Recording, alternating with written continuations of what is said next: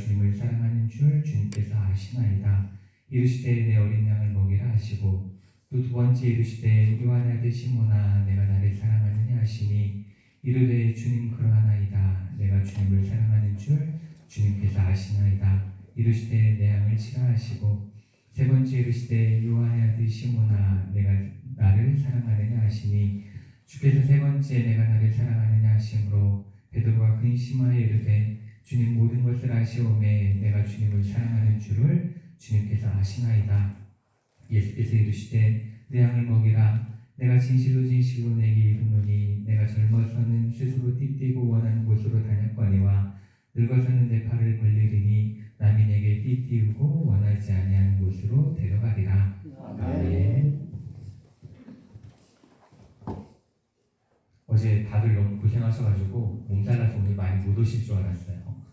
정말 수고 많으셨고 금요일부터 어제 정말 아름다운 행사를 저희가 치를 수 있게 돼서 하나님께 감사드리고 우리 성도님들께 정말 감사드립니다. 우리가 저번 주에는 요한복음 20장 말씀을 함께 나눴죠. 그리고 오늘 요한복음 21장 말씀을 함께 나눌 텐데 이 요한복음 21장의 말씀은 예수님께서 제자들에게 부활하신 후에 세 번째로 나타나신 그 사건에 관한 이야기를 다루고 있습니다.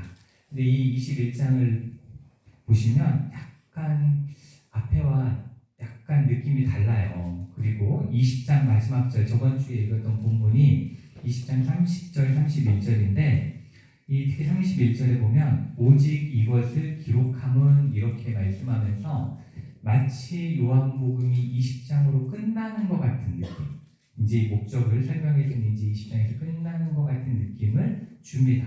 그래서 21장에 대해서 꼭 어떤 사람들은 이 21장은 이 20장까지가 요한복음의 원래 본문이고 21장은 나중에 첨가된 그 요한 공동체가 만들어낸 글일 것이다, 이렇게 이야기하기도 합니다.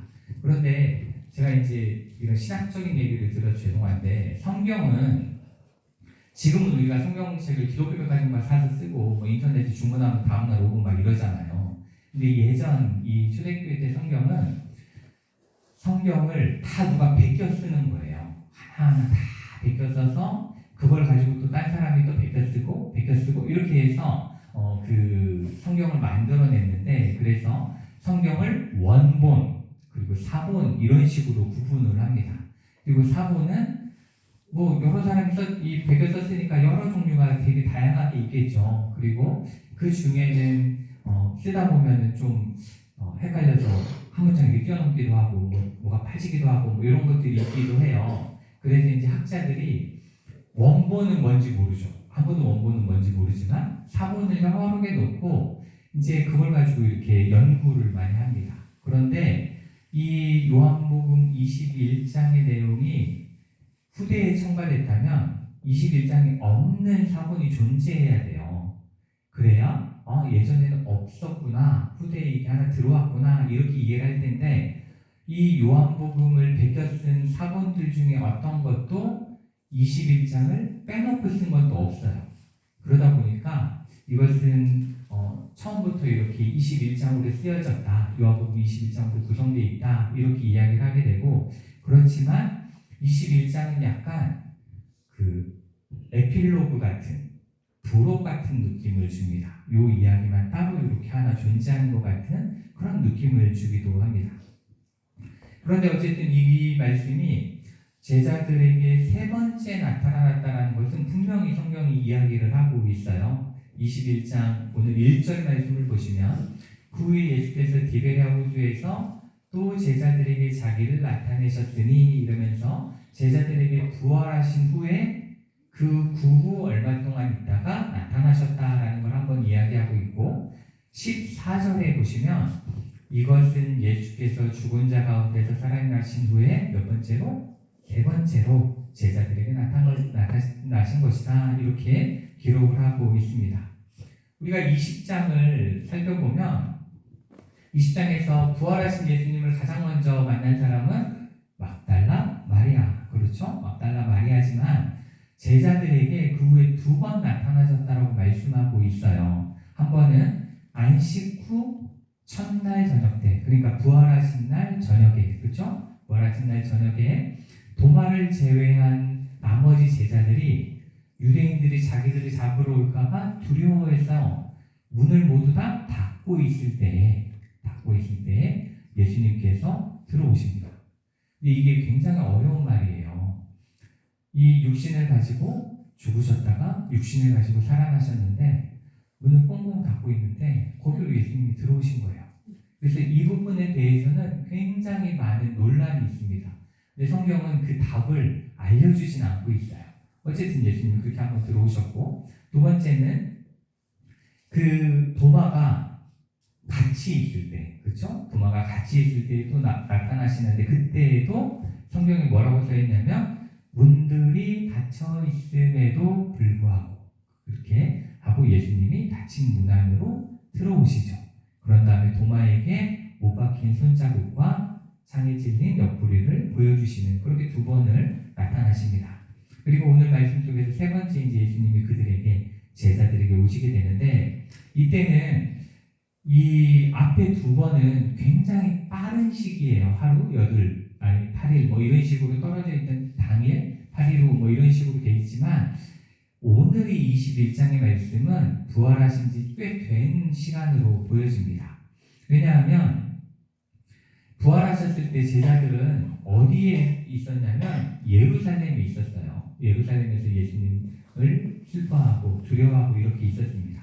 그런데 오늘 말씀은 그들이 고향으로 돌아간 이야기를 다루고 있어요. 그래서 1절에 디베라 호수에서 이렇게 되어져 있는데, 제가 한번 말씀드리는 거죠. 디베라 호수는 갈릴리 호수와 똑같은 곳입니다. 똑같은 곳이에요. 똑같은 이름이에요. 그러니까 갈릴리에 지금 와서 제자들이 지금 있는 상태입니다. 그런데 우리가 이 21장을 읽어보시면 뭔가 좀 이해하기 어려운 부분이 있어요. 뭔가 좀 이건 좀 이해하기 어려운데 약간 이런 느낌이 들어야 정상인데, 그게 어떤 부분이냐면, 첫 번째는 이 예수님의 제자는 우리가 잘 아는 것처럼 12명이었는데 예수님을 반 가룟 유다가 죽게 되므로 몇 명이 됐어요? 11명이 됐어요. 그렇죠?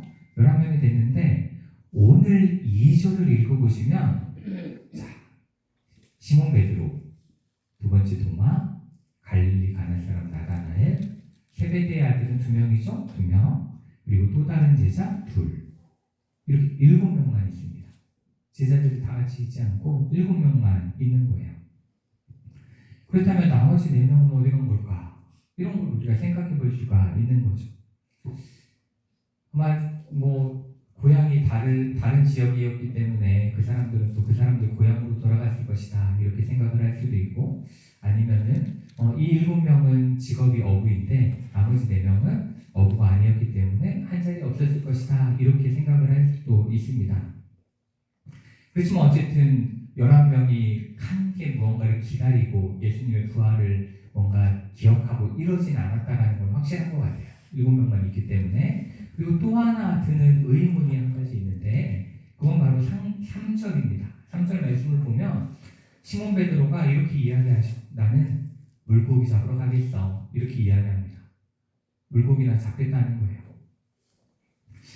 우리가 생각할 때 예수님께서 십자가의 죽음을 이기시고 부활하셨잖아요. 그렇죠? 부활하시고 제자들한테 2번이나 나타나셨잖아요. 그럼 어떻게 해야 돼요? 이제 예수님이 다시 부활하셨으니까 우리의 사명도 다시 시작하는 거야. 뭔가 우리가 함께 뭔가 해낼 수 있을 것 같아. 이번에 진짜로 뭔가 할 수 있을 것 같아. 이렇게 하면 서로 격려하고 힘을 주고, 뭔가 이제 앞으로는 뭘 어떻게 살아야 될까 계획도 좀 세워보고, 그렇죠? 같이 훈련도 좀 하고 막 이래야 될 것 같은데, 물고기 잡으러 가겠어, 이렇게 이야기를 하는 거예요. 이 말이 무슨 의미냐면, 취미로 그냥 시간도 그냥 적적하고 할 일도 없고 그러니까 낚시나 해야겠다, 이런 게 아니잖아요. 이 사람들의 직업은 어부였어요. 그렇기 때문에 물고기를 잡으러 가겠다라는 건 어떠한 의미냐면, 이제 다시 예전에 예수님 만나기 전에 그때로, 예수님 만나기 전에 그때의 직업으로, 내 삶으로 돌아가겠다. 지금 이렇게 이야기하고 있는 겁니다. 그리고 그 말에, 베드로의 말에 대해서 다른 제자들은 지금 그럴 때가 아니잖아. 예수님 부활하셨는데 뭔가 다르게 살아야지. 이렇게 이야기하지 않아요. 보시면 나는 물고기 잡으러 가노라 하니 그들이 우리도 함께 가겠다. 같이 가자. 이렇게 이야기를 하고 있는 거예요. 우리도 돈 벌어야지. 우리도 먹고 살아야지. 지금 이렇게 하고 있는 겁니다.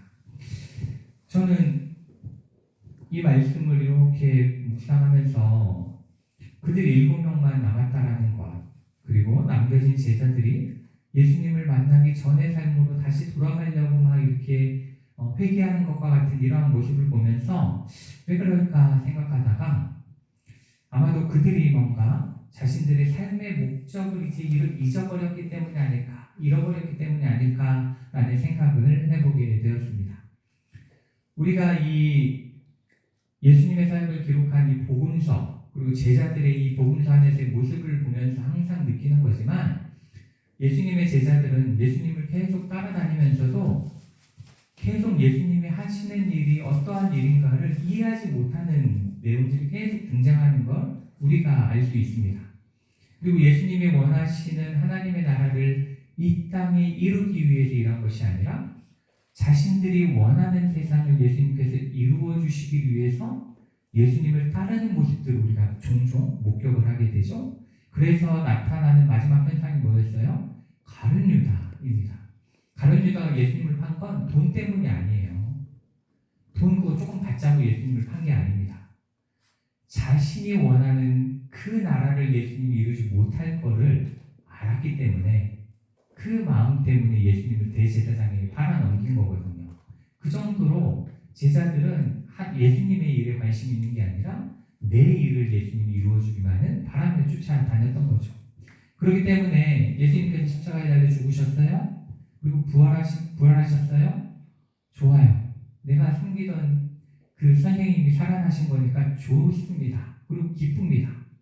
그렇지만 그 예수님의 부활이 지금 나의 삶에, 지금 내가 살아가고 있는 삶에 어떠한 의미가 있는 걸까를 생각해 보면 뭔가 큰 삶의 변화로 나에게 다가오지 않는 거예요.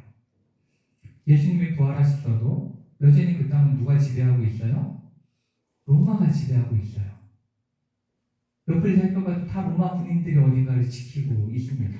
로마의 통치, 로마의 법 아래에 있는 거예요. 그리고 부패한 제사장들, 교만한 바리새인들은 예수를 우리가 드디어 십자가에 못 박아 죽였어. 이러한 자부심을 가지고 여전히 활보하고 있는 거죠. 그리고 여전히 교만한 마음으로 살아가고 있습니다. 그리고 예수님을 따랐던 자신들의 삶에는 특별한 변화가 없어요. 무언가 막 자기들이 뭐 똑똑해진 것도 아니고 자기들이 뭔가 세를 더 불린 것도 아니고 아무것도 없어요. 지금 자신들은 어디 있어요? 갈릴리에 있어요. 예수님을 따르기 전 삶하고 크게 다를 바 없이 여전히 있습니다. 그러다 보니까 그 가운데에서 부활이 어떠한 의미지? 라는 걸 인지하지 못하는 거예요. 정확하게 깨닫지 못하고 있는 그 상태에 있는 겁니다.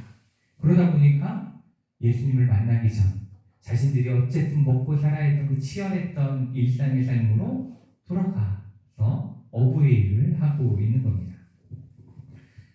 이렇게 자신들의 본래의 삶으로 돌아가서 어부의 일을 시작하는 그날 밤새도록 아무것도 잡을 수 없었습니다.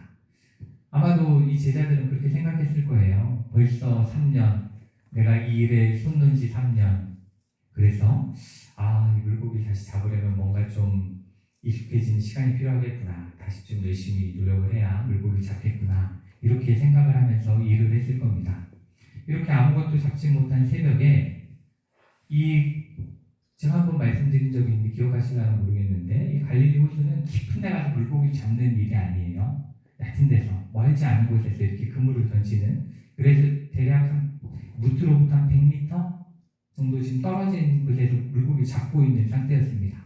그런데 새벽 이제 해가 뜨기 전에 누군가가 물어봅니다. 물고기를 많이 잡았는가에 대해 물어봤을 때 그들이 하나도 잡지 못했다 이렇게 대답을 하죠. 그랬더니 배 오른편에 물고기가 많아 보이니까 그쪽에 물고기가 많이 있으니까 그쪽에 한번 그물을 던져봐 이렇게 이야기가 들려옵니다. 근데 제자들이 무슨 생각으로 그랬는지는 정확하게 알 수 없으나 성경에 보면 제자들이 일단 그 말을 믿고 그물을 던져봅니다. 아마도 그 학자들이 이렇게 이야기하는데 배 위에서는 물고기가 이렇게 움직이는 게 잘 보이지 않지만 이렇게 무태에서는 가끔 이렇게 보면 물고기가 이렇게 튀는 게 보이잖아요. 그래서 이 이야기를 해주기도 했던 것 같아요. 그러니까 그런 이야기를 듣고 던졌던 걸로 보여지기도 합니다. 어쨌든 그쪽으로 이 그물을 던졌을 때 물고기가 그물을 들 수 없을 지경이 되었다. 이렇게 기록을 성경 말씀을 하고 있습니다. 그런데 이 상황을 겪기 시작하니까 제자들 중에 사랑하시는 제자 요한이죠. 그 머릿속에 데자뷰와 같은 영상이 딱 떠오른 거죠. 그렇죠? 그 모습이 딱 떠오른 거죠. 바로 자신들이 처음 예수님의 제자가 됐을 때, 처음 예수님의 부름을 받았을 때 그 똑같은 사건이 있었던 것을 기억하게 됩니다. 그날도 밤새도록 아무것도 낚지 못했지만 예수님께서 어디에 그물을 던지라 하세요? 깊은 곳에 그물을 던지라 하셨을 때에 그물이 찢어질 정도로 많이 물고기를 잡았던 적이 있습니다. 그리고 그날에 예수님으로부터 이제는 누굴 낳는? 사람을 낳는 어부가 되라는 그러한 부르심을 받고 예수님의 제자가 됐고 그 일을 시작했죠. 그래서 이 요한이 그걸 깨닫고 이야기합니다. 주님이시라. 이렇게 이야기합니다. 그런데 깨달은 건 요한이에요. 근데 물속으로 들어간 건 베드로예요. 베드로가 겉옷을 막 주섬주섬 입고 뛰어들어갑니다. 그 이유는 이 존경하는 사람 앞에서는 옷을 이렇게 일할 땐 더우니까 벗고 있지만 벗지 못하기 때문에 빠르게 그걸 입고 예수님을 향해 달려가게 됩니다.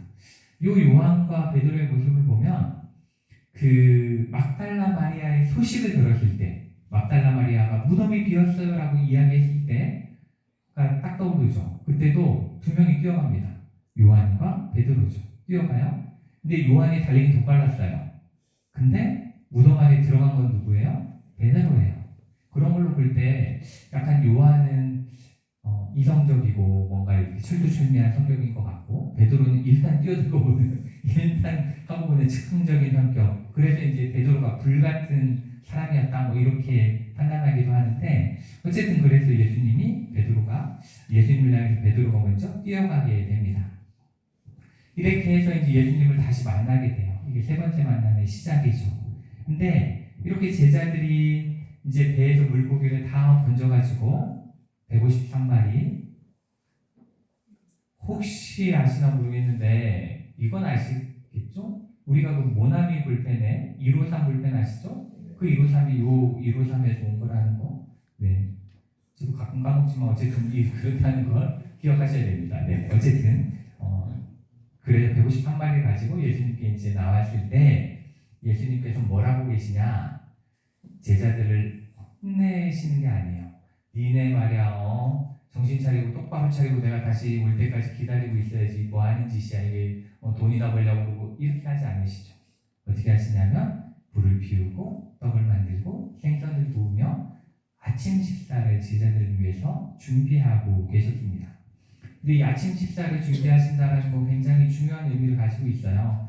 왜냐하면 누군가를 위해 아침 식사를 준비한다는 건 어떤 경우예요? 그 사람에 대한 애정이 가득할 때, 그렇죠? 사랑이 가득할 때. 남편에 대한 사랑이 식으면 아침도 식죠. 그렇지만 사랑이 가득할 때에만 아침을 준비할 수 있는 거예요. 그러니까 예수님께서는 제자들을 향한 사랑의 마음을 그렇게 지금 표현을 먼저 하고 계십니다. 그리고 사랑하지 않는 사람을 위해서 아침 식사를 준비하는 사람은 누구밖에 없어요? 식당 주인밖에 없죠. 예수님이 사랑의 마음으로 제자들을 위해서 음식을 준비하셨습니다.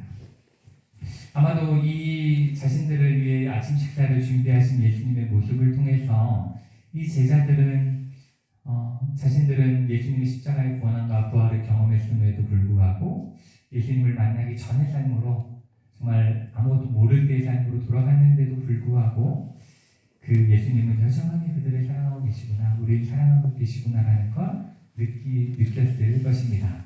그리고 자신들이 이 기적을 통해서 처음 예수님께 부름을 받았을 때와 똑같은 이 기적을 경험함으로써 그리고 예수님이 차려주신 아침 식사를 함께 먹으면서 또 예수님과 대화를 나누면서 그 예수님과 함께 했던 그 3년의 시간이 그 주마등처럼 쭉 흘러갔을 것 같아요.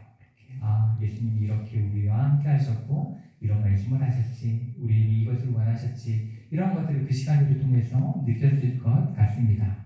그리고 예수님께서 그렇게 선포하셨던 하나님의 나라가 어떠한 곳인지도 다시 깨닫는 그 시간이 되었을 것이고, 왜 예수님께서 자신들을 제자로 부르셨는지, 왜 그 긴 시간을 함께 하셨는지를 알게 되는 그 시간이었을 것입니다.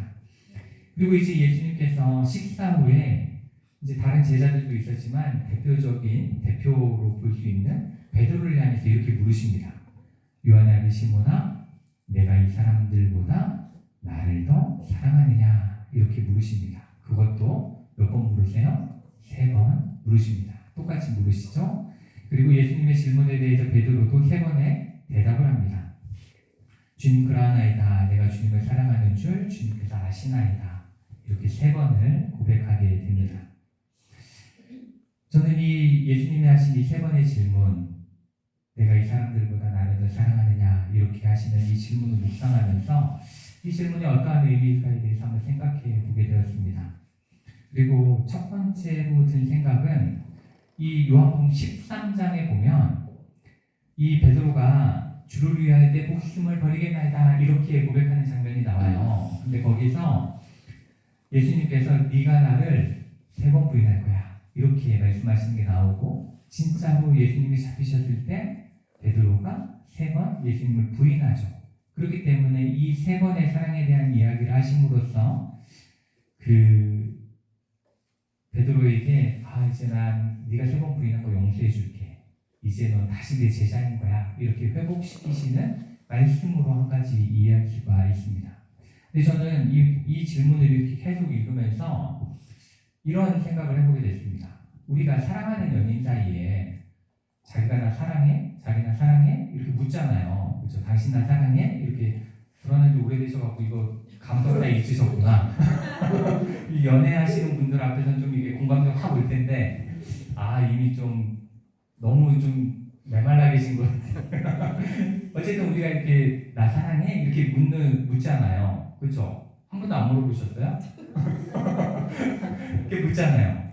나 사랑해? 이렇게 묻잖아요. 근데 그 이야기는 이 사람이 날 사랑하는지를 묻는다라기보다는 나는 당신을 너무 사랑해. 내가 더 사랑해. 그러니까 당신도 나한테 사랑한다고 해줘. 이렇게 이야기하는 걸로 이해가 되잖아요. 그렇죠? 정말로 그 사람이 날 사랑하고 나는 나 사랑하지 않는 게 중요한 게 아니잖아. 내가 더 사랑하니까 당신도 나에게 사랑을 표현해줬으면 좋겠어. 이러한 의도로 우리가 묻게 되잖아요. 그렇기 때문에 저는 이 말씀을 이렇게 묵상하면서 이 예수님의 질문은 네가 나를 얼만큼 사랑하는지를 묻고 계신 것이 아니라 내가 너를 얼마나 사랑하는지 알아? 내가 널 얼마나 좋아하는지 알아? 네가 아무리 나를 부인했어도, 네가 아무리 도망갔어도, 네가 어떠한 일을 해도, 다시 옛날 삶으로 돌아갔어도 뭐예요? 나는 너를 너무 사랑해. 나는 너를 너무너무 사랑해. 네가 어떻게 해도 난 너를 사랑해. 이렇게 말씀하시는 그 예수님의 모습으로 이렇게 들렸습니다. 그러면서 내 양을 먹이라, 내 양을 치라, 내 양을 먹이라 이렇게 3번 말씀하시거든요. 그것을 통해서 내가 너를 이렇게 사랑하잖아. 그러니까 너도 다른 사람에게 내가 그 사람들을 얼마큼 사랑하는지 좀 알려줬으면 좋겠어. 그걸 좀 이야기해줬으면 좋겠어. 그 사랑을 전해줬으면 좋겠어. 이렇게 부탁하시는 말씀으로 이 말씀이 들려지게 됩니다. 이렇게 예수님께서는 십자가의 죽음과 부활의 그 놀라운 기쁨을 경험하고도 여전히 그 사랑을 깨닫지 못하는 이 제자들을 향해서 다시 한번 그 사랑을 표현해 주시는 거예요. 니네 그래도 난 널 사랑해. 이렇게 표현하면서 이제는 그 사랑을 들었으니 예수님의 제자로서 그 사랑을 좀 전해줘. 이렇게 부탁하시는 예수님의 말씀을 깨닫게 됩니다. 오늘 이 말씀은 예수님께서 지금도 우리에게 하고 계시는 말씀인 것처럼 들려집니다. 어찌 보면 우리는 이 예수님의 부활을 경험한 제자들보다도 훨씬 더 확실한 증거를 가지고 살아가고 있습니다. 이 말씀이 부활을 분명히 증거하고 있죠. 우리 부활의 증인들이 우리에게 말씀하고 있습니다. 또한 이 부활의 증인된 사람들이 전한 복음이 거짓된 것이라 잊혀지지 않고 진리이기 때문에 2000년이 지난 지금까지도 우리에게 들려지고 있는 거예요. 그리고 우리가 제7일 안식교나 하나님의 교회처럼 토요일에 예배드리지 않는 이유가 뭐예요? 주일은 주님께서 부활하신 날임을 기뻐하고 감사하며 예배드리는 시간이기 때문에 그렇습니다. 우리가 주일을 괜히 일요일을 주일로 지키는 게 아니에요. 그 부활을 기억하고 감사하기 위해서 이 부활의 날 예배를 드리고 있는 거죠. 그런데도 불구하고 우리는 매주일 예배를 드리면서도 그 가운데서 참된 부활의 소망과 기쁨을 누리지 못합니다. 아까 장로님이 그거를 갑자기 읽으셔서 제가 좀 당황했는데 내가 하려는 얘기를 왜 청년이 갑자기 얘기를 해가지고 그 예배에서 감격하지 못하잖아요. 그 은혜, 그것에 대해서 감사하지 못하잖아요. 그렇죠? 그리고 예배가 끝나고 나면 또 제자들과 같이 또 똑같은 우리 삶의 자리로 그냥 돌아가서 세상 사람들과 별반 다를 거 없이 살아가고 있잖아요. 그렇죠? 예수님께서 우리를 부르시고 하나님의 백성으로 삼으신 목적에 관심을 둬야 되는데, 예수님이 우리를 부르신 그 부르심에 관심을 둬야 되는데 그 목적에 큰 관심 없이 살아가고 있습니다. 마치 제자들이 부활의 의미를 깨닫지 못한 채 세상 속에서 그냥 체념하고 자신들의 원래 삶의 자리로 돌아갔던 것처럼 우리도 살아가고 있습니다. 그렇지만 그럼에도 불구하고 우리 예수님은 이 어리석은 제자들을 찾아가셔서 아침을 먹이시고 사랑을 표현하시고 사랑을 이야기하셨던 것처럼 지금도 우리에게 찾아오십니다. 그리고 우리에게 항상 말씀하세요. 우리 안에서 내가 너를 얼마나 사랑하는지 아니? 난 너를 너무너무 사랑해. 그래서 내가 십자가를 진 거야. 그래서 내가 부활한 거야. 이렇게 말씀하고 있습니다. 그리고 그 사랑을 알지 못하는 이들에게 제발 그 사랑을 좀 알게 해줬으면 좋겠어. 그 사랑을 나눠줬으면 좋겠어. 이렇게 우리에게 말씀하고 계십니다.